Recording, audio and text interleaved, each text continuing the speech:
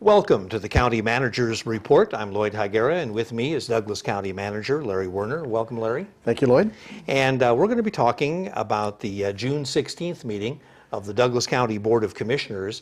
And one item kind of dominated the meeting. In fact, over 4 hours, almost 5 hours of the meeting was taken up.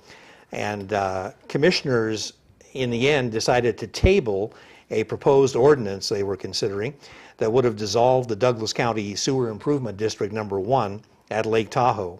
And I thought could we begin with maybe a recap of what's going on with this item? Right, Lloyd. It is confusing. This issue started probably maybe a month, 6 weeks ago, where there was some information requested from the Douglas County Sewer Improvement District regarding some particular meetings that they'd held that had related to county employees and the gravel pit, the infamous gravel pit. And based on what was received, the district attorney's office started looking at kind of how the district was put together and how it was formed under Nevada revised statutes back in the 1950s. The law that they formed under was actually passed by the legislature in the 1930s, and it was a 309 district, they call it, which was basically set up for water, sewer, and electricity. And at the time, they were looking to provide sewer services up at South Shore. And the law specified certain ways that the district directors could be nominated and elected. And then the law changed subsequent to the initial formation in the 1960s and then again in the 1980s. And in the reading by the district attorney's office is that those laws changed the way that directors could be elected. And according to their research, there hadn't been a election in conformance with the statutes since 85 or 83, somewhere in that area. Roughly, it must have been 1984, because it was about 32 years ago. And the sense is that the folks that were elected as the directors weren't qualified to be there because they were non-residents of the divisions within the district that was established. And that was the whole point of contention. And to fix that, it looked like the only legal way to do that was to have the county dissolve the district and then reformat it or form it into something else and put everything into compliance, because theoretically the directors couldn't fix their own problem because they weren't directors. And that obviously is the bone of contention up there, is whether or not that is the appropriate interpretation of the statutes. And it is confusing because the legislature left intact some language that referred to the old version of how the directors were elected, and then they put a general statement in that they had to conform to all the general election laws of the state of Nevada, and that created some real conflict and confusion as to what really applies. So the ordinance that was introduced was supposed to be introduced, or proposed, I guess I should say, to be introduced.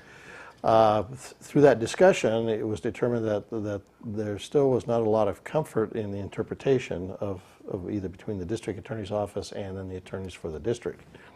And I think the issue centered around kind of what the Secretary of State Elections Division determined was the appropriate method.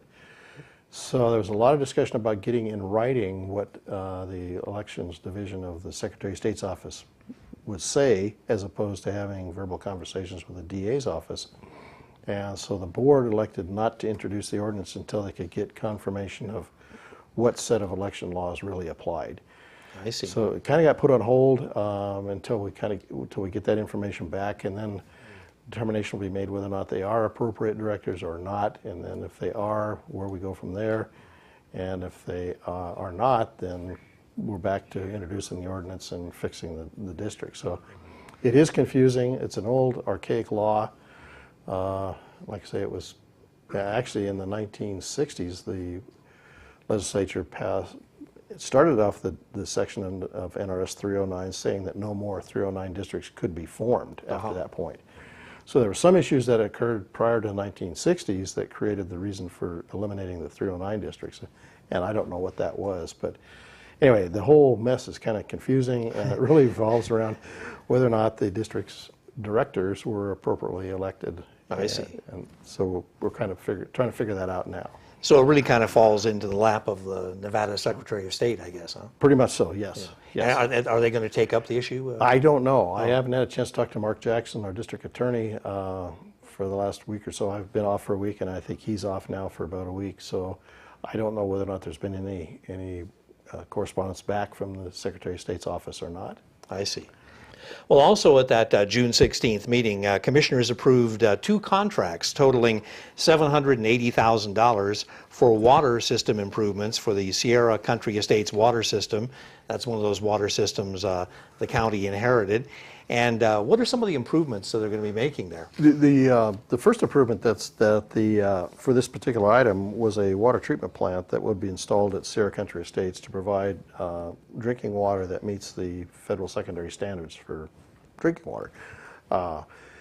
It was kind of neat to get that rolling first because there's long lead items on that, and then the subsequent contracts will bring pipelines into the area and also then re-drill the well in the area. That then we can be assured of supplying appropriate water. So this kind of gets the initial stage going, gets that started, and then, like I say, the second phase of that will be re-drilling the well that's currently at Sierra Country Estates. And based on the water quality, the groundwater quality we saw was the reason for the water treatment plant. And then the second part of the contract that was approved was to do the construction services. Our staff will do the majority of it, but there's still a lot of testing and inspections that occur that are beyond the capability of our staff, and so that will take care of that. But initially, it's just the water treatment plant. I see. So is that the major reason that the county, got that water system? Yes. The owners couldn't afford to do it? Right, Yeah. right. So, yeah, and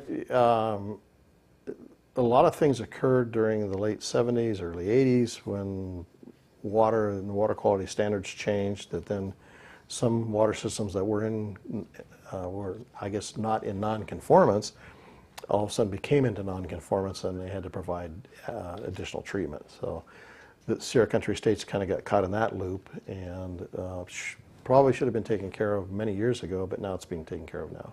Because, years ago, there was no such thing as a water treatment plant for a small water system. Correct. But right. Nowadays, it's Right. mandatory almost. Right. Yeah. Okay. Well, also checking the agenda, I see commissioners approved a contract for the Buckeye Road reconstruction, and that'll cost $1.5 million, and probably something that needs to be done, right? Yes, it's been one of those roads that's been on the list for quite a while, and with the funding that's coming through RTC now, they're able to, and through RTC and through the gas tax that was additionally the 5-cent gas tax that was added to the gas tax that the county can collect, that gave the appropriate amount of money then to be able to go in and fix Buckeye Road. Okay. So when will that project get underway, Roughly roughly speaking? That should happen probably within the next 30 to 60 days. Oh, I see. Yeah, it should happen very quickly, yes. So it could be completed before the next winter cycle? Hopefully, yes. Yeah. Okay. Very good. Also, commissioners authorized the county manager, that's you, to negotiate for the transfer of employment of 6 Carson City employees to provide adult daycare here in Douglas County. Is that because Carson City is supplying some of our health care needs? Yes. Gosh, I'm trying to think back. It's when I was with Carson City as city manager, when the financial problems were occurring statewide, the state came up with a process to charge counties for the services they were providing, and healthcare was one of those. It was fairly expensive, and it was also very hard to define what exactly the counties would be getting for their payments. So Douglas County, Story County, and Lyon County talked to Carson City about expanding Carson City's health department role to provide those clinical services within those 3 counties. Ultimately, the only one that actually entered into a contract was Douglas County, because the fees that Carson City would be charging were less than what the state was going to charge. I see. And it was pretty simple to define exactly what services were going to be provided. Douglas County, through the senior center, wanted to offer additional services that Carson City currently doesn't provide. And it became apparent that it probably made sense at this stage to start looking at the county providing its own health care services, probably for about the same amount of money that we're currently paying Carson City, but we're able to expand services into adult daycare, adult services more so than just women and children. So that's kind of the change there.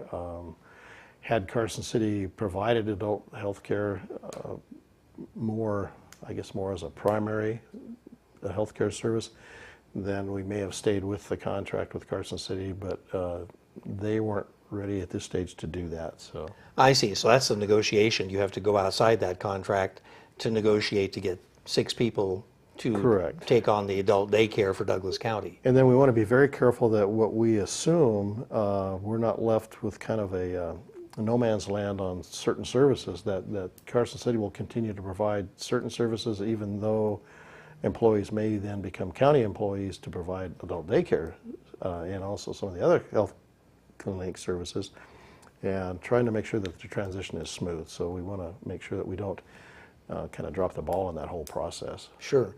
Now, adult daycare seems to be in the formation stages right now, like hiring people, and you do have a director that the county hired. Correct. And so how long will it take to pull all that together to be able to offer the program? We're going to try to do that fairly rapidly. We're starting to set up meetings with Carson City now to look at that and talk about how the transition should take place, particularly how we fold those people into our personnel system to make sure that they don't lose a lot of the benefits that they had with the city, and try to offset those with what we would offer in Douglas County, and then start taking over services probably pieces at a time as opposed to the whole thing. So, I see.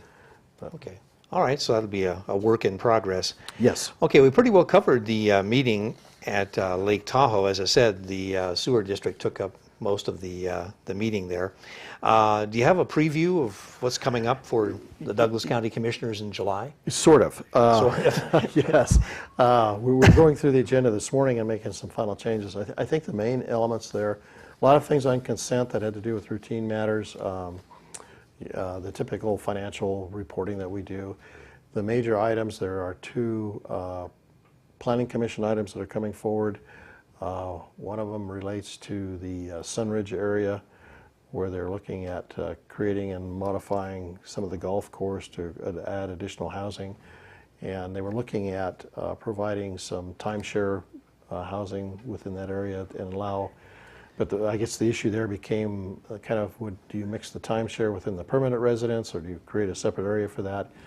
There was a lot of discussion at the Planning Commission meeting. So the board will be hearing that on the next meeting. And there'll be some other planning items too that'll be at the July meeting.